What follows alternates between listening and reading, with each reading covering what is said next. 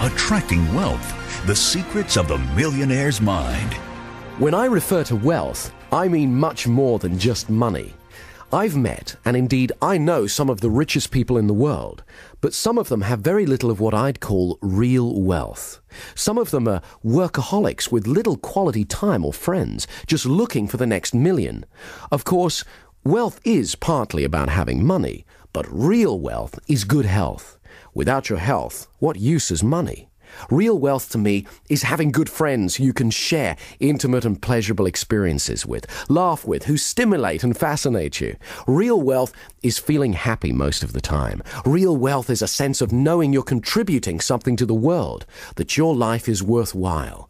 After all, you are unique. Nobody can do things exactly the way you do them. Everyone has special skills they bring to the world, and the fulfillment of that is a wealthy feeling. First of all, I'd like to start by dispelling some myths about money, by perhaps challenging some of your views about money, because before you can truly become richer in the physical world, you're going to have to become richer in yourself. Stop for a moment and ask, what would having more money give you that you don't already have? Whenever I ask this question, most people have ideas come to mind like freedom, security, or power. The good news is, these are states, and it's easy to create them. But wealth is relative. When some people become millionaires, 100 million then seems like a lot, and 1 million doesn't. People who think like this can never have enough money. In a sense, they always feel poor inside. The Indian guru Swami Muktananda, upon arriving in America, stood at the airport and said, "They live in paradise, yet they'll never know it." For the next few minutes, I'm going to talk specifically about money, and firstly, why some people are good at creating money and others are not. Many researchers have found the distinction is predominantly in the way that we think. I don't mean intelligence, but thought patterns. Some people have what I call a poverty consciousness. Deep down at an unconscious level, they just don't believe they're worthy of wealth. Or they fill their heads with thoughts about why they're poor, or why life isn't fair, why others have so much more than them. If you've got thought patterns like that, we're going to change them, because this part of the positivity system will help you reprogram yourself so you automatically begin to think more like a millionaire. As the author James Allen says in his book, As Man Thinketh, a particular train of thought persisted in, be it good or bad, cannot fail to produce its results in the character and circumstances. A man cannot directly choose his circumstances, but he can choose his thoughts, and so, indirectly, yet surely, shape his circumstances. Research has shown that a massive proportion of those who suddenly get enormous sums of money, for example from lotteries or inheritance, are great at losing it all very quickly. 80% are actually worse off financially just 2 years later. That's because inside they still feel poor, and the mind has to prove itself right. It can't deviate from its self-image. So if deep down you think of yourself as poor, or if you constantly fear poverty, that's usually what you'll get. In the words of Jim Rohn, if someone hands you $1 million, best you become a millionaire or you won't get to keep the money.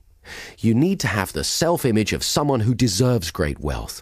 What we're going to do next will help you develop and install in your mind a prosperity consciousness, which is much more than attracting money. It's a change in your self-image to one of greater harmony, so you begin to notice the abundance that surrounds you, taking so much more pleasure in everything.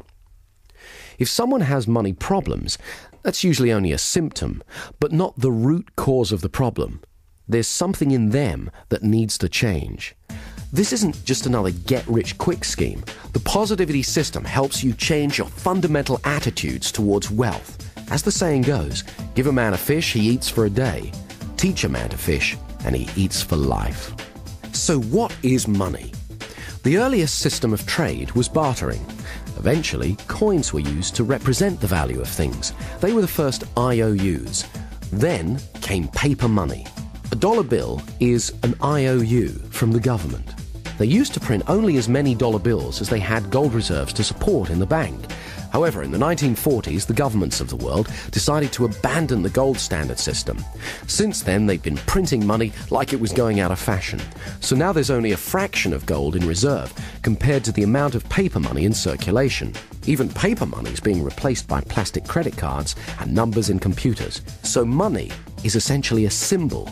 Quite simply, money is a form of confidence. Say, for example, you and I are sitting here and we have $1 bill between us, and we pass it back and forth. If we do it really quickly, in a week we could spend $1 million. Money is the oil in the machine of the economy of a nation. It allows the flow of goods and services. Another way of looking at money is as packaged experience. Your efforts and work is translated into money, then it's translated back into a vacation or an automobile or whatever. However, some people view money as a commodity, wishing to acquire money for money's sake. These people often fear not having enough money, so they hoard as much as they can. This slows down the economy of a country, just as it's harder for an engine to work without enough oil. Also, these days, there are plenty of people who use money to project power, success, and happiness. However, money itself is not a source of happiness. Happiness is a neurochemical event. It's a state that you generate within you. History is littered with people who found that money alone wasn't enough. Elvis Presley, Howard Hughes, Marilyn Monroe, Christine Onassis, and the Gettys are all prime examples. The musician Ry Cooder said, "All the money in the world is spent on feeling good." But you already know that good feelings are just states of mind and body. So part of the equation of becoming wealthier is simply to cut out the middleman and just have the good feelings that the money would have given you. Some people say, well, I can't feel self-respect or achievement until I have a certain amount of money in the bank. Of course, it's great to have targets and goals, but why don't you make one of them feeling good now? Let's talk about negative thoughts about money. Most people have been programmed with some negative financial limitations. They've been taught things like the Bible says money is the root of all evil. What the Bible actually says is the love of money is the root of all evil. That is the acquiring of money for its own sake. Or they've been told that there's only a finite amount of wealth and that the more you have, the less there is for others. Again, this is more garbage. It's actually common in our culture to hear terms such as filthy rich or fat cat, which are indicative of an unconscious mistrust of money. Our unconscious beliefs about money affect how much we're able to create. If, say, you believe money is bad in some way, you'll unconsciously sabotage your attempts to create more money in your life. For example, some artists believe that they cannot have commercial success because that compromises their artistic integrity. Other people believe that you can't be a good person unless you're always helping others, even if it's to your own detriment. But as Abraham Lincoln said, you can't help the poor by being one of them. Some people stay poor because it's safe, it's what they know, but it's not what they're truly capable of. Quite simply, the outside world is a manifestation of our inner world. As you use the positivity system, you're going to let go of any old limited ideas you've had about money and program your mind to become more prosperous. Limited ideas about money are historically derived.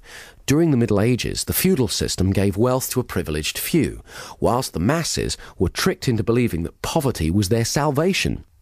This hierarchical system of power assumes that there's only a finite amount of wealth to go round, implying a scarcity of wealth, and is like some of the corporations of today where